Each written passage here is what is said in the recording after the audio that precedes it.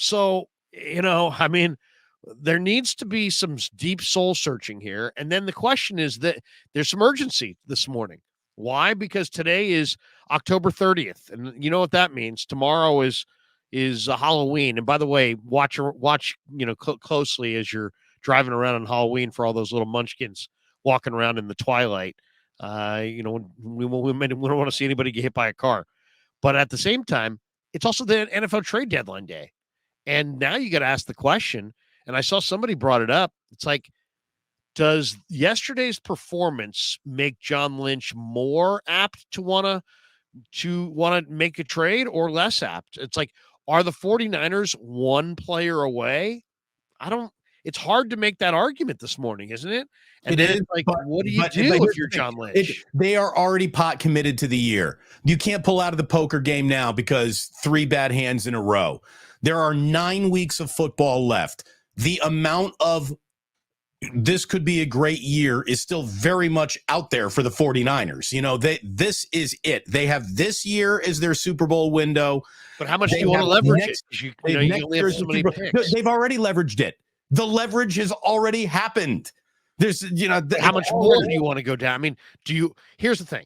The Niners have an older left tackle. He's great in Trent Williams, and they have kind of a replacement level right tackle in McKivitz, who I really like as a guy. But I mean, I think realistically, if you're the personnel czar, you have to say, well, you know what? We kind of want to keep that number 1 pick because the only place you can find an offensive tackle these days, for the most part, that's any good, is in the draft, and you probably got to have a top 25 pick to get that player. So do you want to trade in that piece for, for a trade to add to this team? And then if you do, here's the other big question. You already have a lot of money invested in your defensive line. Are you going to invest more in your defensive line that can be so easily neutralized? Like if they traded for Montez Sweat, and I think, there's a lot of talk. Diana Rossini says that Montez Sweat's on the market, and he's a guy that I've said they should go after since training camp. And the talk is the Commanders want a 2nd-round pick, and that the Falcons offered their 3rd, and there's a couple other teams that may also have offered their 3rd-round pick. If you want Montez Sweat, and believe me, Drake, I love Drake as a guy, but he ain't getting it done. And, was Randy Gregory even out there yesterday? And Nick Bosa is not getting it done. So what do you do? So, hold on. You need some edge rush, clearly, but is another edge rusher exactly what you need? No. Or do you have to get another corner? Or is it time to change your defensive plan? Or do you get both? Do you go for corner and defensive end? I got really bad news for the Niners. Defensive linemen aren't worth half of what you're paying them. They're not. They're not anymore. The league is changing right in front of our eyes. So you get a corner. You get another linebacker. You get another whatever. They need help at all 3 levels. They need help in their secondary, I think, more than they need it anywhere else. You go get another corner to play against Mooney Ward, who, by the way, needs to start playing an awful lot better, or none of this really matters himself. He can't play coverage without committing a penalty. No, he is. He committed like 3 straight penalties to start the second half. I think only got called on one of them, but it was like, oh wow, that's PI. No call. Oh wow, that's PI. Oh wait, no call. Oh, there's PI. Oh, here comes the flag. I mean, he just started grabbing and grabbing and grabbing. He could be called on PI at basically any play in the second half. I saw yesterday against Chase and Higgins. I mean, Oliver made a number of really, really good plays, but Oliver cannot stand up in coverage. Well, he doesn't have the body control. They're just going after him. They're going after him. I mean, he is the weak link that they are going after. And so I think he's got to sit. To be honest, if it was me, Damon, what I'm doing, I mean, they also have an internal option. They got Womack, who's pretty quick. If you don't make a trade, I would say you take Womack, you put him outside, opposite Mooney, and you move Lenore inside, and you sit Oliver down. And you go with a little bit more athleticism and give away some size and experience in Oliver for some speed. I'm also sitting Tayshaun Gibson for Jair Brown because I need another thumper in the box. I need somebody else. I mean, now Gibson plays the deep middle, And so it's more like, well, what are you going to take a Funga off the field?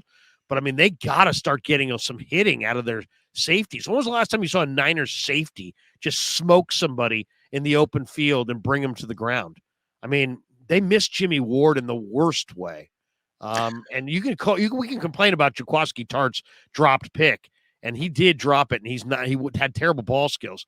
But man, the guy ran and hit like a linebacker. They took away Ward, Aziz, and Tart and Manuel Mosley, and replaced them with guys who were kind of grab and drag tacklers. And now here we are looking at this run D going, they look kind of pathetic. They look kind of weak.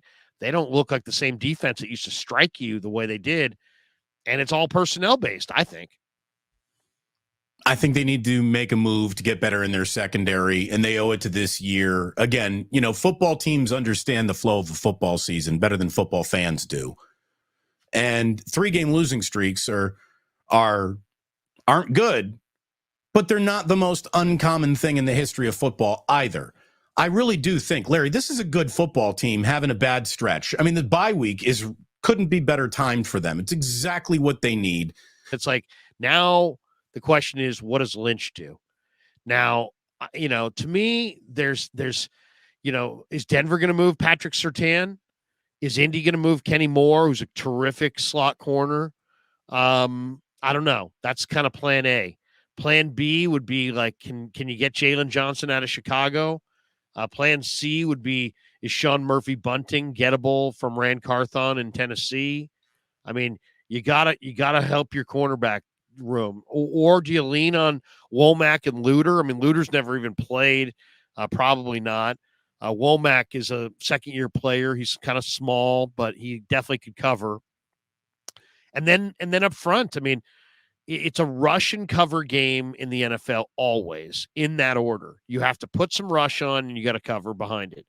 So, can you trade for Montez Sweat? Are you willing to trade your number one? Because that's what it's going to take for Brian Burns or Danielle Hunter. I would definitely try to get Aziz Al-Shaair back from Tennessee if I could. I can't imagine they would trade him. Why would you add another defensive lineman? Because right now they're not getting home and they're not getting anything out of their defensive front. I mean, Larry, you can add Lawrence Taylor, you can add Bruce Smith.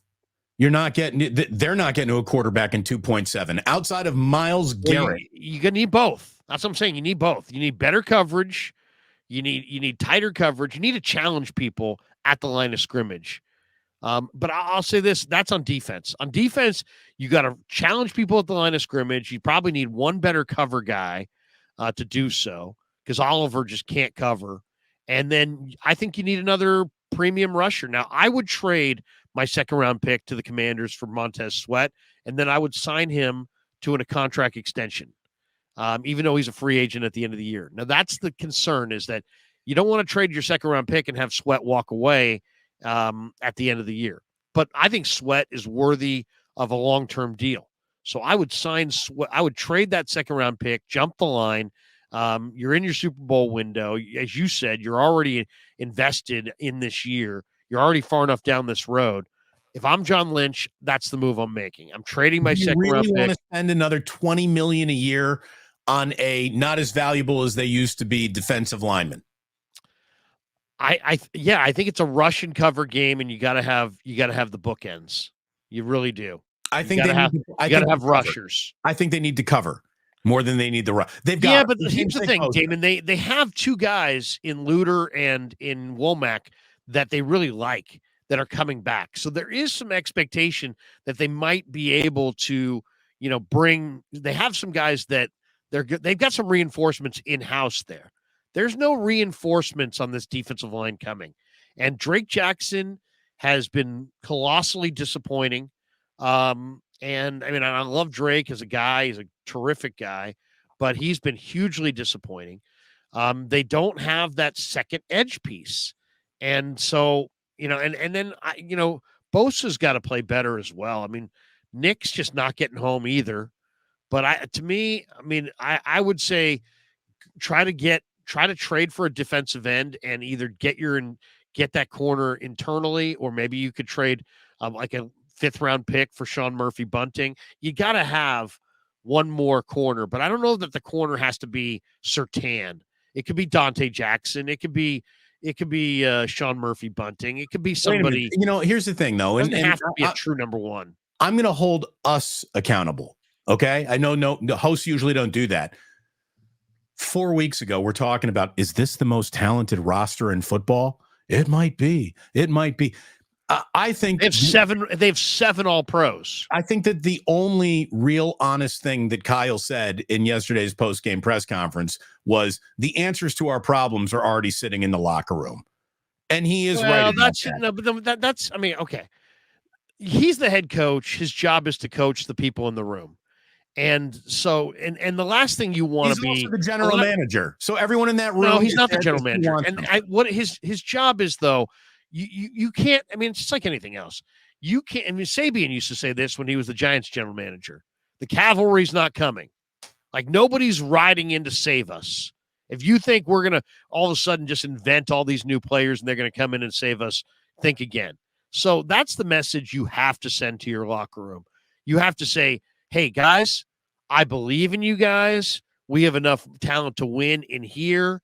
But at the same time, there's a reason that every national NFL reporter is reporting that John Lynch and Adam Peters are making calls all around the league. They're not they're not just like, hey, we're sitting by our phone and we're willing to do something if it makes sense. Hey, look, they are proactively dialing up other GMs around the league looking for pieces to the puzzle. So in a way, what Kyle said is a message to the locker room, but don't confuse the two, right? I mean, right. But here's the thing, Larry, you go ahead, you add Patrick Surtain, you go get fucking Deion Sanders. I don't give a shit. Your offensive line needs to play better, and that's not neither one of those guys play offensive line. So what I mean is the whole team needs to start playing just better across the board. They need to get better with who they've got, being a better brand of whoever they are across the board right now. And that goes for the last guy on the roster, and that goes for Nick Bosa.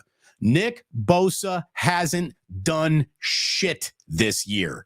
And by the way, JJ Raider, it just makes me laugh. Yes, Damon, hold Larry accountable. He's the reason I eat pig in a pickle too much. It is your fault, Larry.